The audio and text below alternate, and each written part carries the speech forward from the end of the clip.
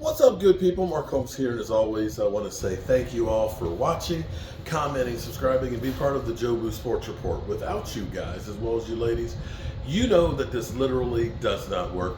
I hope everybody's having a great Taco Tuesday.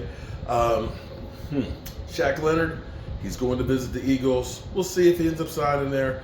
We'll find out if that's going to be the difference maker that makes the Eagles go from being a loser in the Super Bowl last year to Super Bowl champions. It's kind of funny because I'm the butt of the Eagles nation. I see they're making all kinds of little memes and stuff about me, and Philly 500 is constantly. You know what's funny is the Eagles can be playing against anybody, and Philly 500 automatically starts his streams out with what? Mark Holmes and Michael Anthony Fitness reaction. Are you not entertained? Are you not entertained? Is that why you were here? That's right. I can take my pencil off here. So, forgive me here because I'm not used to Dak Prescott getting love from the talking heads. They make it sound like Dak Prescott all of a sudden learned how to be a quarterback. Here's the thing. Dak Prescott has gotten better over the years because, of course, you know, I look at things I do now versus things I did 40 years ago. I am definitely more skilled than I used to be. I've learned a lot more ins and outs. But Dak Prescott's always been a good quarterback. Not always do you have the perfect situation, and not always do you have a better year than you had before. If you look at guys, you look at their careers in totality, you will see good seasons and bad seasons mixed in all over the place. It's just the nature of the beast. And as we go through, the funny thing is, it doesn't matter as long as you're not Dak Prescott. They will talk and make you sound like you're the greatest quarterback of all time. Here it is. Justin Fields has not had a good career. He's been terrible. He had the same MVP odds as Dak Prescott to start the season. And I'm listening to Dan Orlovsky, who's literally saying, oh, well, you know, the Bears can move on from him. But, you know, what teams out there that could use him because he would be an improvement to where they are? Okay. All of a sudden, you're talking like he's a great quarterback. Josh Allen, yeah, he had a great game this week. But Josh Allen still has an interception 9 straight games and has had some really bad stinker games where he's had 3 interceptions. They don't talk about those interceptions. You can go through, and Justin Herbert, they scored 10 points, and they still say he's a top 10 quarterback. And he's got Kellen Moore, the boy genius, of course, who said, everybody said, made Dak Prescott the guy he is. And going into the season, they said, oh, now he's got a real quarterback with talent. Watch him open things up. You're going to see record-breaking Justin Herbert.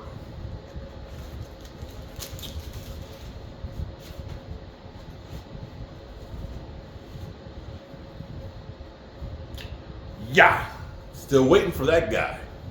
But it's okay.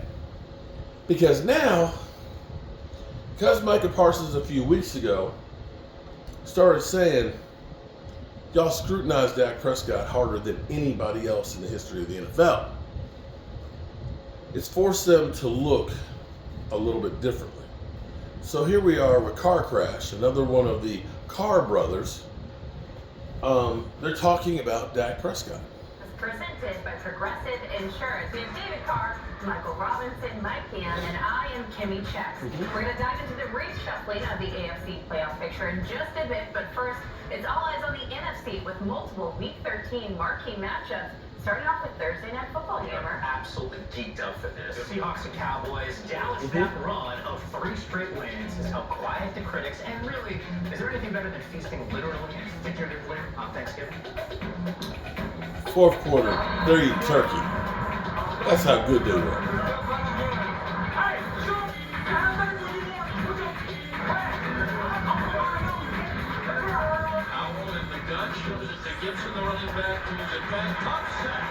Oh, they destroyed their ass.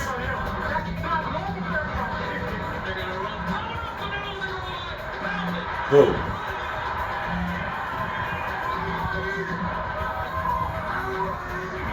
Everybody eat.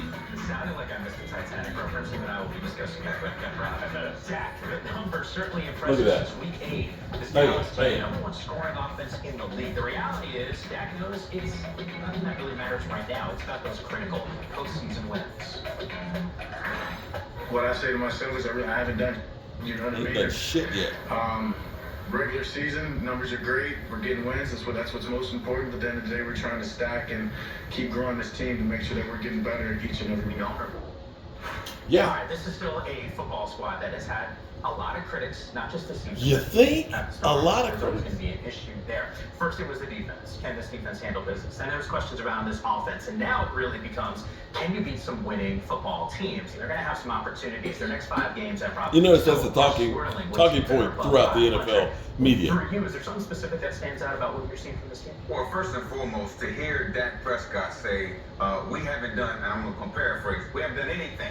Right, he's using a whole nother word on the screen. Shit. But I'm so happy to hear Dak Prescott say that, right? Because far too often in the past we've seen this team get caught up in, with the media saying what we're saying on this show and things like that, get caught up in the moment and then blow it later on in the season. Yeah. So the fact that Dak Prescott has the perspective, like, look, this regular season doesn't mean anything.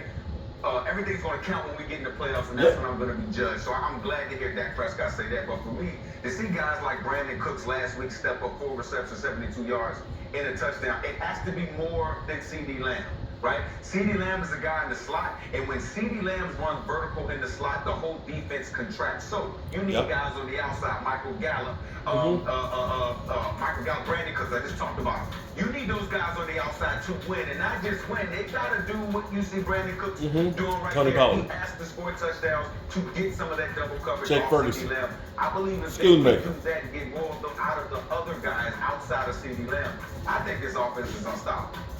Speaking of the offense, Yam looked at the numbers since week 8 of Dak Prescott. His production's been incredibly impressive. I know we have the Carr Shop where you have to tweak some things, but instead, can we do a Carr Show? And Yes, a I little Oh, he's going to do a Carr Show? A Carr Show? Not a car wreck? You raise a great point. On Dak? Yam, as you've been digging into the research, right? We've seen a different Dak Prescott, right? And Imrock even mentioned it. Like, other guys are going to have to step You know, up. Tony I Pollard beat him at the Carnival Sideshow. Really highlight that At the stuff and Super make it Bowl. Something that we can kind of gain a little bit into the playoffs. Let me show you. This is what Mike McCarthy has done. All right, step into the present. This is fantastic because everything about this play right here looks like we got the horn. Honk, honk. and we're gonna move to the right. Right? Brandon Cooks actually go back to the left side. We saw actually the Houston Texans run this play with C.J. Stroud. And two, Shanahan. Where's Brandon Cooks going? He's going to the corner. No, not anymore. Mike McCarthy sends him back to the other side of the field. I love that they use the speed of Brandon Cooks and the strategy to put these guys to give this. Here's another one. Here's another play action pass.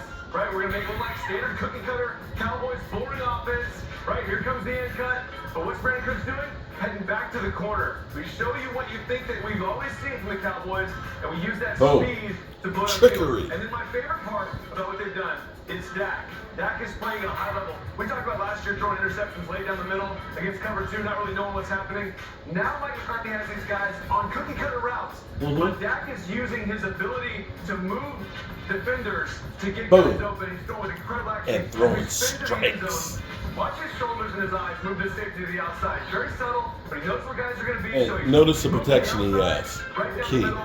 There's no answer for that, right? So, Imran, the ability to utilize the run game, the actions that you were talking about with Kyle Shanahan, and doing some new stuff, man. Like some new concepts to get guys in space, and then you using Brandon Cooks and his speed to stretch the football field, along with Dak playing like that from the pocket. That's it, man. I feel good about him. It's crazy to see all that on the big screen like that, on that big monitor right there. The speed does jump off the tape when Brandon Cooks and guys like that are humming. And when those guys get that speed going down the football field, it's just tough for defenses to key on them and get double coverage on them, and guys become open in the wake of all that speed. It's cool to see. By the way, 2 things here. One, great dismount on getting back into the chair.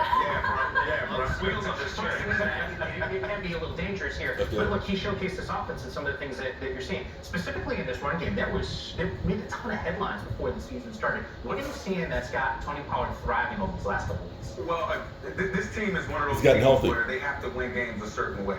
right? And I believe in the past, they used to run the football to set up the pass.